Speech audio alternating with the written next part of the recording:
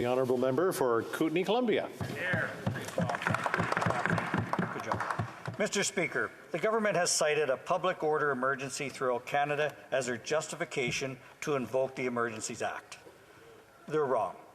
In this chamber, the Prime Minister said he invoked the Emergencies Act because the situation could not be dealt with under any other law in Canada. That is false. The leader of the NDP talks about tools available should the government abuse the power provided within this act, but he's missed a critical point. The abuse has already happened. Neither of them are listening to Canadians and are instead choosing a path of divisive policies, distinctively separate from democracy and the voice of Canadians. Mr. Speaker, the freedom is the heart of democracy, and the right to choose is at the heart of freedom. Let me say that again. The right to choose is at the heart of freedom. And freedom is what so many hundreds of thousands of Canadian women and men have paid the ultimate sacrifice to defend. A Métis man in my riding of Kootenay-Columbia wrote me this week to tell me a story of his family's commitment to preserving and securing democracy and his concern about the current government actions. He told me the story of his great-grandfather, who was wounded in the First World War. He holds tightly as a reminder of how he came to be free, that very bullet that tore through his great-grandfather's leg. He also told me a story that his grandfather fought in the Canadian 1st Infantry Division that made its way through Italy, Ortona, to stop Hitler's advances to Europe. These are but two examples of hundreds of thousands of Canadians who have sacrificed for our freedoms, the very freedoms this government has restricted. Why did the Prime Minister go directly to invoking the Emergencies Act? He had numerous opportunities to address this situation peacefully over the past few weeks and yet chose to do nothing. I can think of 4 reasonable actions that would have allowed us to avoid the difficulties we'd faced. The Prime Minister could have sent a delegation. The Prime Minister could have sent the Public Safety Minister or the Emergency Preparedness Minister. The Prime Minister could have met with opposition leaders like the Conservative leader requested. And finally, the Prime Minister could have met and listened to these Canadians himself. And of course, the government could have removed COVID restriction and vaccine passports at our border crossings and airports. But we know, Mr. Speaker, that listening, the one thing that would have helped de-escalate, is the very thing he did not do. Having a significant background in law enforcement, the basic rule of law is to listen to the concerns and work towards a peaceful resolution, not to enter into a fight first. I can't imagine if every police officer went to a call and didn't listen to the issues first. Dialogue is significantly more productive than the Emergency Act. Instead, what he decided to do was further ratchet up, escalate, and divide Canadians with hurtful rhetoric. Well, Mr. Speaker, Canadians aren't buying divisive rhetoric.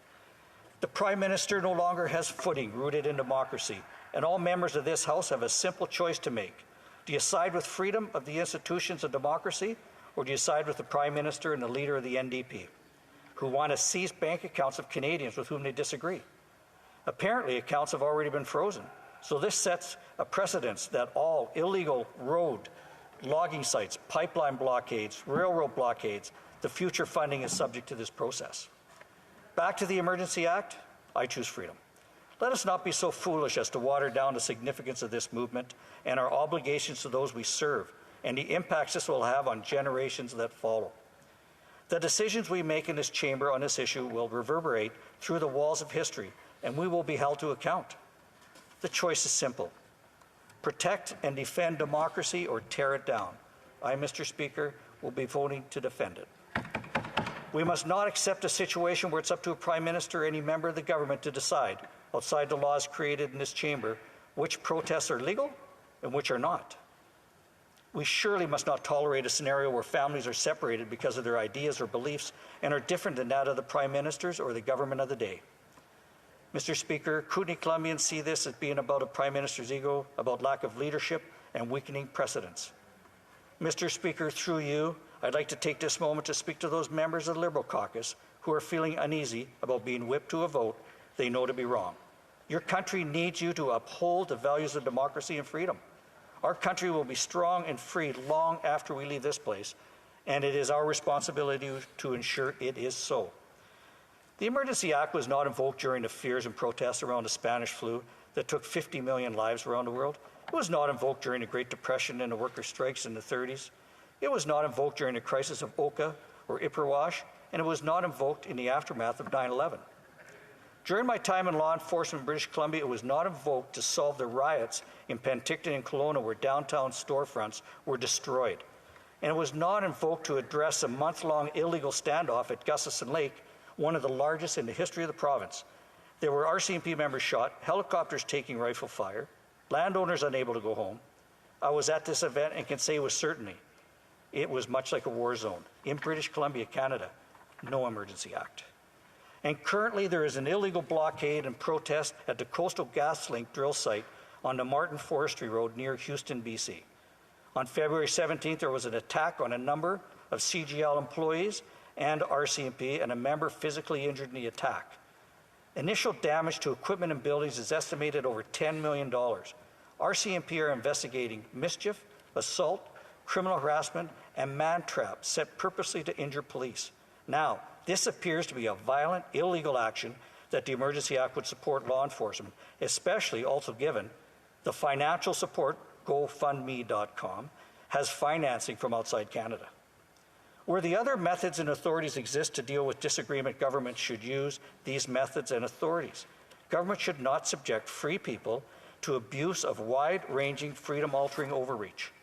I stand before you today on behalf of the people I represent, the thousands of phone calls and emails from individuals concerned about their Charter of Rights and Freedom.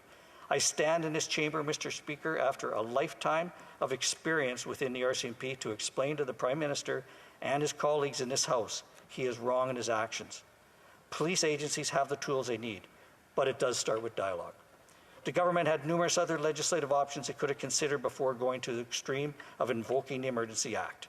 The Act makes it clear it's only meant to address urgent and critical situations that cannot effectively be dealt with under any other law in Canada. The government wants the public to believe otherwise, but in fact, they do have the power to direct the RCMP under Section 5 of the RCMP Act. The government did nothing for weeks and are now taking unprecedented steps that are not necessary. Regardless of the talking points being used by the government and what they would like Canadians to believe, the fact remains the Prime Minister's actions represents real limits on our charter rights. Mr. Speaker, civil liberties, the rule of law, democratic norms, these are all principles that require constant vigilance to defend. The measures under the Emergency Act raise serious questions with respect to the rights of Canadians. Section 2 guarantees our freedom of association and assembly. Section 7 guarantees our right to life, liberty, and security of a person, and Section 8 guarantees our protection against unreasonable search and seizure. How and why Canadians be assured this government is protecting our rights with this extraordinarily and unprecedented invoking of the Emergencies Act? The following organizations have also now come out publicly against the Prime Minister's overreach: the World Sikh Organization of Canada, BC Civil Liberties Association, the Canadian Constitution Federation. This is in addition to opposition from governments Nova Scotia, New Brunswick, Prince Edward Island, Quebec, Manitoba, Saskatchewan, Alberta. So, who wholeheartedly agrees with the Prime Minister and the Liberals, Mr. Speaker? The NDP, that's who. 25 votes in this 338-vote House separate the will of Canadians from democracy.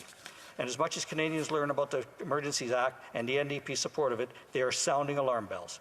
The silent majority is awake. Canadians are watching and will not forget the decision we make in this chamber on this issue. Freedom will prevail on Friday, or will prevail when this government fails. But make no mistake, freedom will prevail. However, the current leader of the NDP is supporting the Prime Minister at any cost. We arrive at this unfortunate moment as the direct result of failed leadership by the Prime Minister and his government. Mr. Speaker, I employ all colleagues to take note. Future generations will read and learn about their actions and their support and abuse of power. It will be recorded in history, written in textbooks, and taught in classrooms. This wayward principle has lost control long ago. Opposition to the NDP, supported by Liberal overreach, is growing. Invoking the Emergency Act is clear government overreach, and the Conservatives will oppose it. I just want to add, I really appreciate the thousands of individuals in Kootenay, Columbia, who have reached out to me, hoping common sense prevails. It is so difficult to understand why the federal government, when so many provinces have eliminated most COVID restrictions, for example, I was in Calgary and there was no vaccine passport, so why does the federal government continue with vaccine restrictions and federal regulated locations, border crossings, airports? We would not be here if common sense and following science our provincial partners are doing. I do hope the government starts to listen. We need Canada united and proud. It is time. Thank you, Mr. Speaker.